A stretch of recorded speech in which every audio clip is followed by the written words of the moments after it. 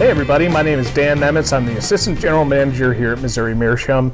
Today we're going to be talking about the 2018 Reverse Calabash Limited Edition pipe. And with me today to tell you all about it, I have Jacob Lear, who is our production supervisor here.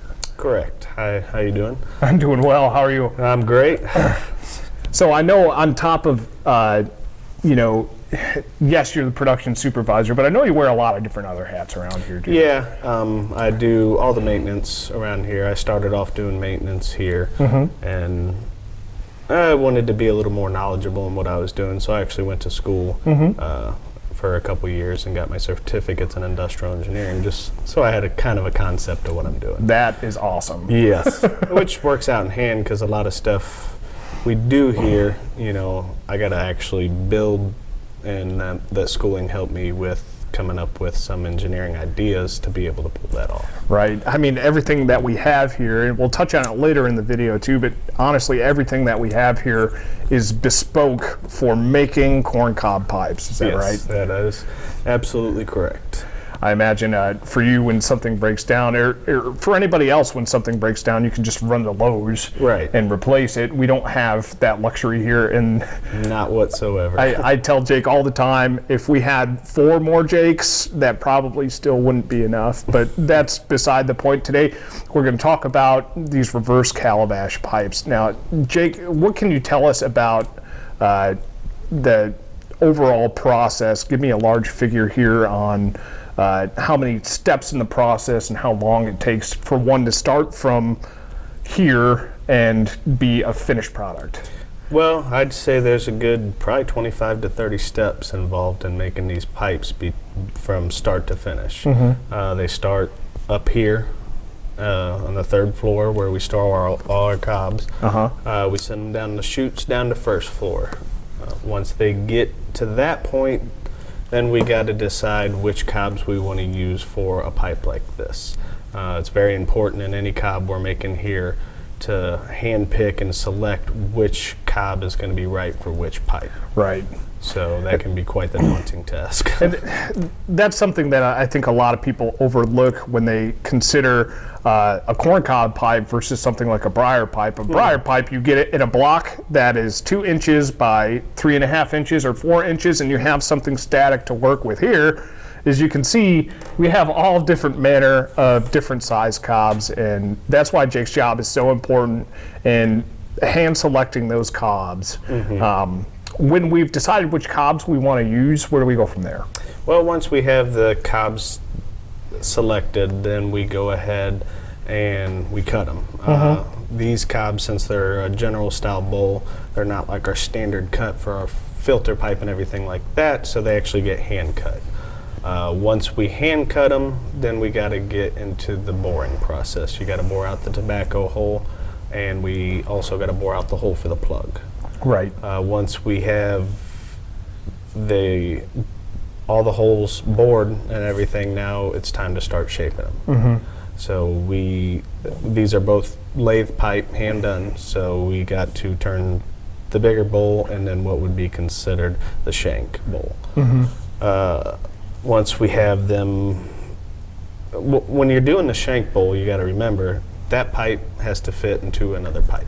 Right. So you actually have to sit there and shape each pipe and make sure that pipe fits into the hole of the larger bowl. Right, and that's got to be a real headache, because for every step of this process, you almost have to double check it against something that we decide is the norm. Right. Or at least the average for what we're doing here. How many, we have so many steps, how many quality checks do you think? There's constant quality checks. I mean, in every step of the way you're doing quality checks. And we got to make a few extra bowls because you're going to lose some along the way. Right. That's just a natural thing about anything in the corncob pipes. You're going to start out with so many, you're going to end up with not as many. Right. And I think with these being a lathe style pipe, almost any, if not all, I believe all, we'll get a wooden plug in the bottom. So it's not just as simple as boring out your tobacco chamber. No. You have to again, drill it from the other side, make sure those two match up. Then you're putting in a plug, Right. and then you have to grind that plug off. And even that can be a tricky process because you got to remember you're dealing with cobs. You're dealing with cobs of all different sizes and all different shapes.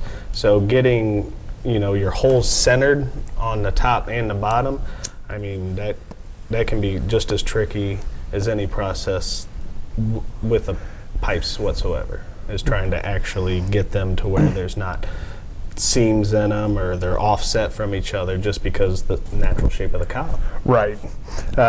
And with these 3 pipes in particular, you can see here that we have 3 different offerings this year. One is all black, one is just white plaster of Paris and slightly yellowed lacquer. Yep. And then the third is a combination of the 2. Correct. So let's talk about a pipe that has been drilled, has been lathed. What happens next? Well, once we have all that done, then it's time to start the plaster of Paris process. We'll go ahead and give each one of these bowls their first coat. Once we get them nice and filled, then they got to dry.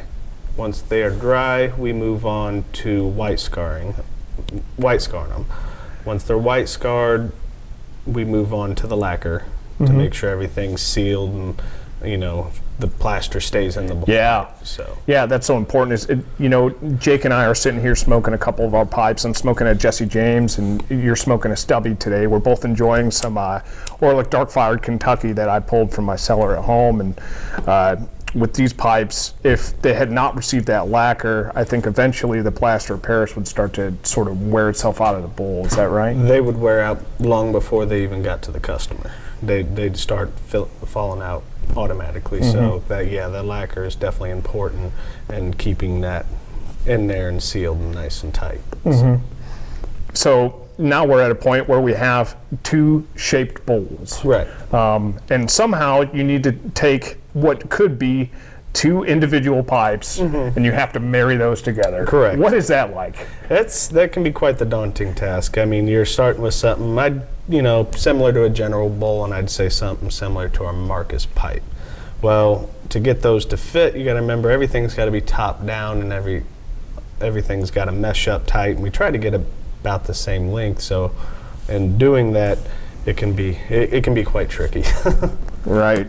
I mean, to speak for the general bowl, we would then have to drill a super large hole right through the side of it, and then marry them together. With all the pipes that we make here, it's kind of a Missouri Meerschaum signature for what we do, where the shank itself will protrude into the bowl. Correct.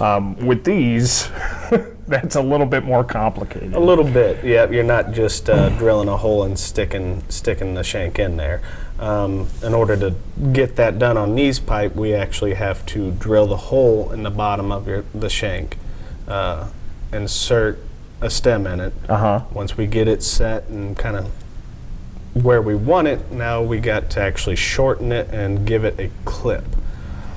So it's all done by hand, and you got to almost guesstimate how far to do that, just because the natural cobs, one's thicker than the other.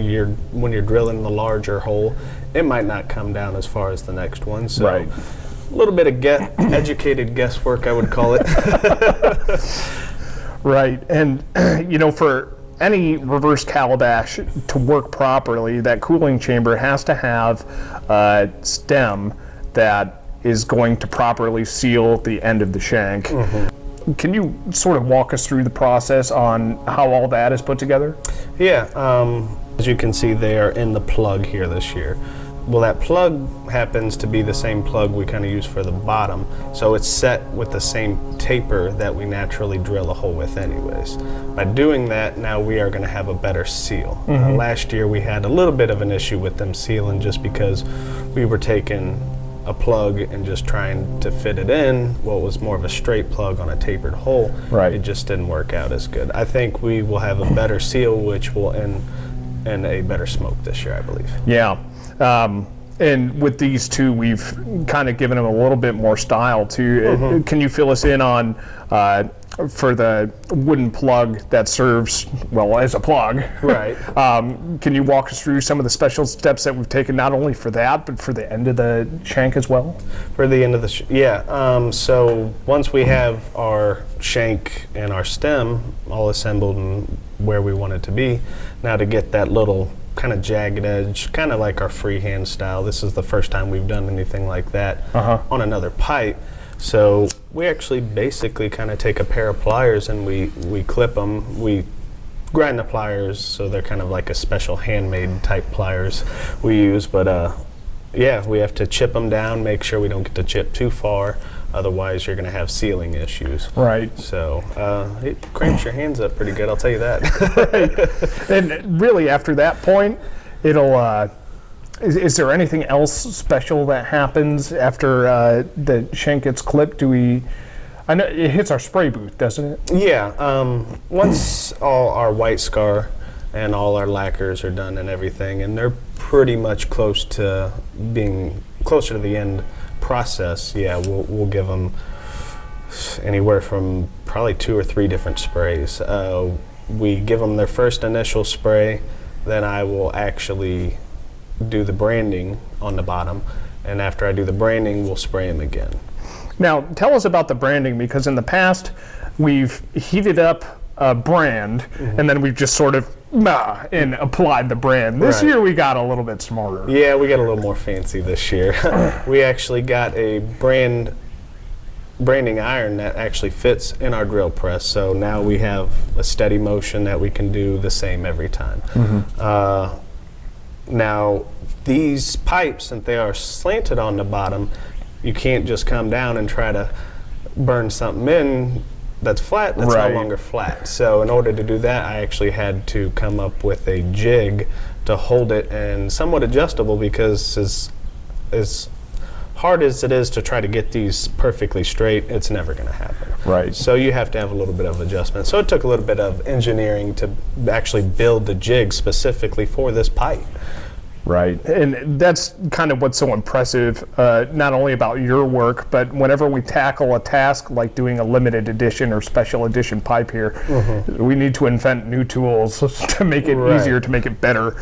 And I think for these 3 pipes, the quality is absolutely outstanding. Well, we appreciate that. A lot of good people down there that had a lot of good time and labor in it, so they definitely took their time with it. For sure. Yep, I agree. And luckily for us, this isn't our first rodeo. I think when Chris Morgan approached us with doing a reverse calabash in this design, he had first done it in briar. But when he approached us and suggested doing it in a cob form, it's taken a few different little variations over the years. Right. It's definitely, last year we had more of a Rob Roy kind of shape for our shank. This year we wanted to change it up and do a little bit different of variation, because they are limited edition. Yeah. So if we do a limited edition of the exact same pipe every couple years or however long we're going to do them, then it's no longer so much a limited edition. It's just the same pipe over and over. So, this year we absolutely have something that we're proud of. Oh, yes. That's exciting. We're going to have them available February 20th, which is, all of International Pipe Smoking Day, so we're really excited about that. We've been working really hard over this past month to get these ready for you guys, and I just can't tell you how proud I am of the people downstairs and you taking the lead on that. Oh, no problem. Yeah, it's been an adventure, to say the least, to try to get a pipe like this built and assembled and out the door. I mean, as many steps as it is, that's taking people off of our typical daily production to produce something like this. So that's why we have to do it as more of a limited run. There's no way we can keep up with standard production for all our retail and all our bigger customers and still try to produce something like this. And as a lot of people know, in the past, these pipes have been so popular they'd sell out almost immediately. So these past couple of years, or at least for this year in particular, there were so many people who I think missed out last year that we were besieged with some phone calls put them on what would be a reserve list. So we had to create a reserve list for this pipe, which is a good problem to have. Always a good problem to have. To speak for each pipe in particular, how many approximately do you think we'll have of each? I think we're going to be close to 200 of the solid black, 200 of the wider pipe, and I think we're going to be somewhere around 100 of the 2-tone. So we're going to have about 500 of these available. Well, that's exciting. Jake, thank you so much for your time. Oh, no problem. Thanks for having me. Yeah, no problem. Let's go have a weekend. All right, sounds good. See you, everybody.